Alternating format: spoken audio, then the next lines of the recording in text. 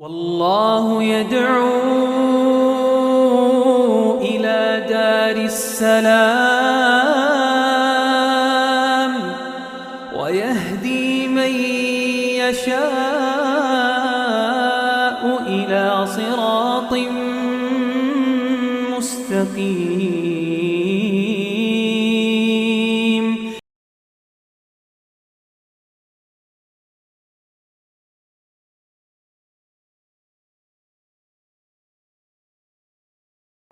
بسم اللہ الرحمن الرحیم نحمدہ ونصلی علی رسولہ الکریم. محترم صدر اجلاس،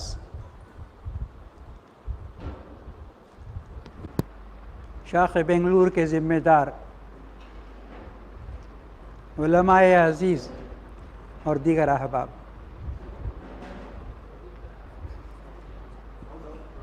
اجلاس میں دو کارروائیاں ہوتی ہیں.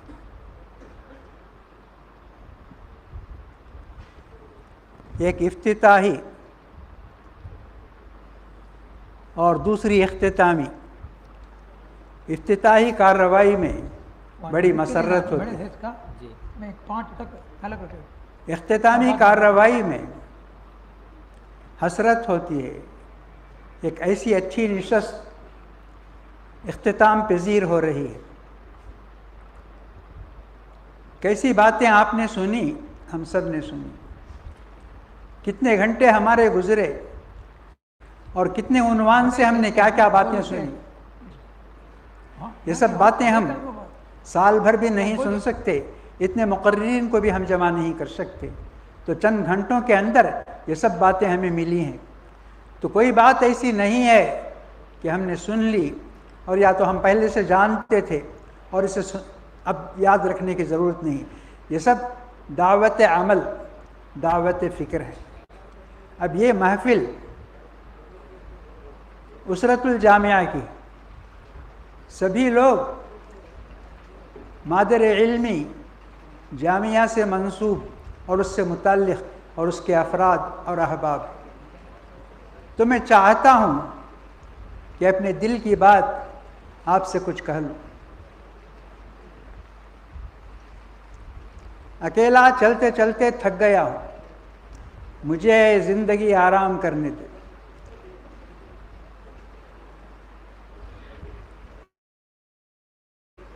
جامعہ کے محترم معتمد عمومی یہ ہم سب کے لیے نمونہ ہیں اور رہنما ہیں. جب بھی ہم تھکتے ہیں اور پریشان ہوتے ہیں تو ہمیں آپ سے بڑا حوصلہ ملتا ہے، بڑی مدد ملتی ہے.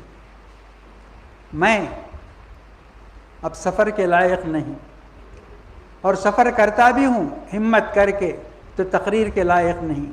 اس طرح بیٹھ کر ان تمام تکلفات کے ساتھ تقریر کرنا مجھے پسند بھی نہیں.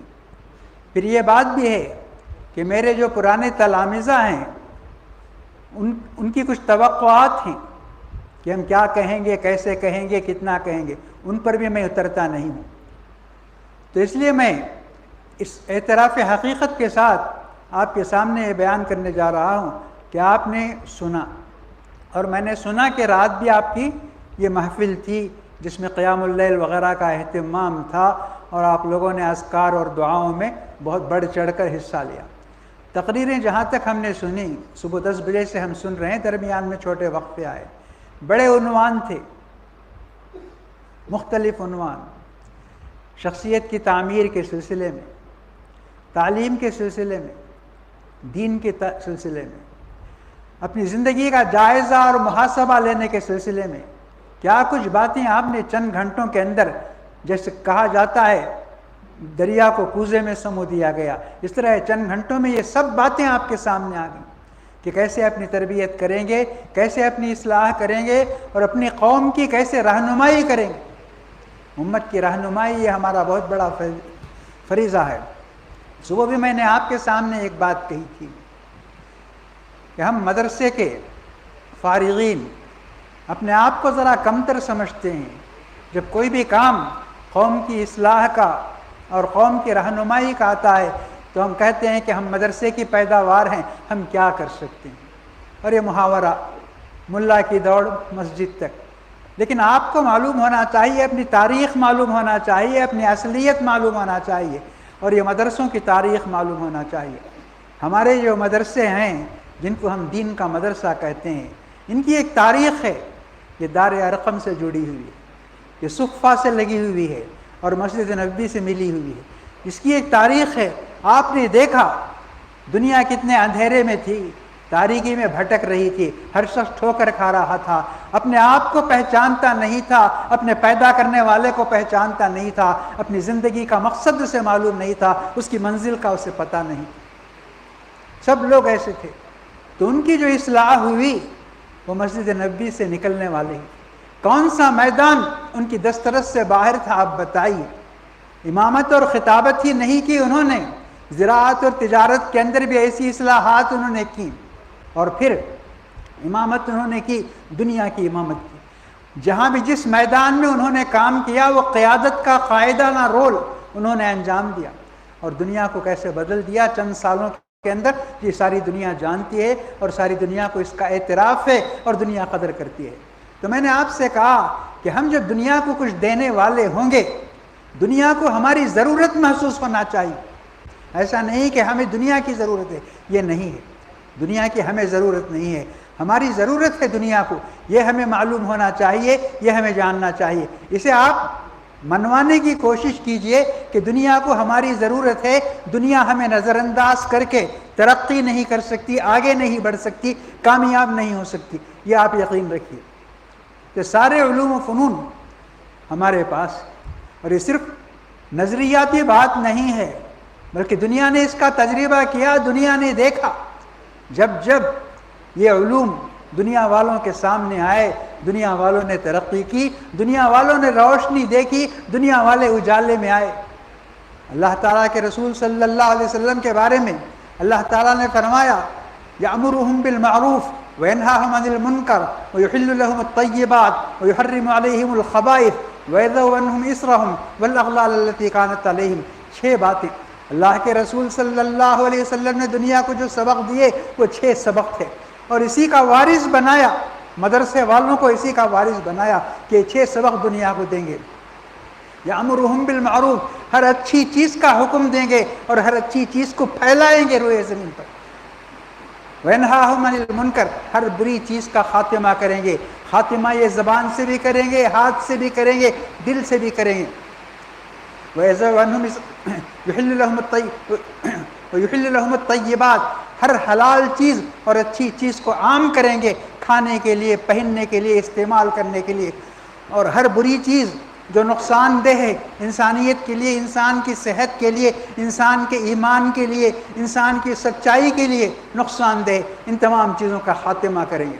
وَيُحَرِّمُ عَلَيْهِمُ الْخَبَائِثَ وَيَضَعُ عَنْهُمْ إِصْرَهُمْ، اور یہ جتنے بیڑیاں ہیں اور جتنے بوجھ ہیں انسانیت کے گردن میں، جو انسان کو مڑ کر دیکھنے نہیں دیتے اور آگے بڑھنے نہیں چھوڑتے ہیں، ان تمام کو اٹھا کر ہم پھینکیں گے، باہر کریں گے، اور جو بیڑیاں ہمارے پاس ہیں رسم و رواج کی، بدعات و خرافات کی، ان سب سے ہم اپنے آپ کو آزاد کریں گے اور دنیا کو نجات دلائیں گے، ان چیزوں سے نجات دلائیں گے۔ یہ 6 چیزیں اللہ تعالیٰ نے بتائیں کہ ہم نے رسول اللہ صلی اللہ علیہ وسلم کو ان 6 باتوں کا حکم دیا، اور آپ نے ان 6 باتوں کی وجہ سے دنیا جیسی بنائی اور جیسی دنیا نظر آئی، اور دنیا نے جو سیکھا اور دنیا کی جو قیادت کی، یہ سب کے سامنے ہے۔ اور یہی چیز لا يصلح آخر هذه الامة الا بما صلح به اولها، امام مالک فرماتے ہیں کہ دنیا کے اندر بڑا بگاڑ تھا، دنیا کے اندر بڑا فساد تھا، دنیا کے اندر تاریکی تھی، دنیا کے اندر جہالت تھی،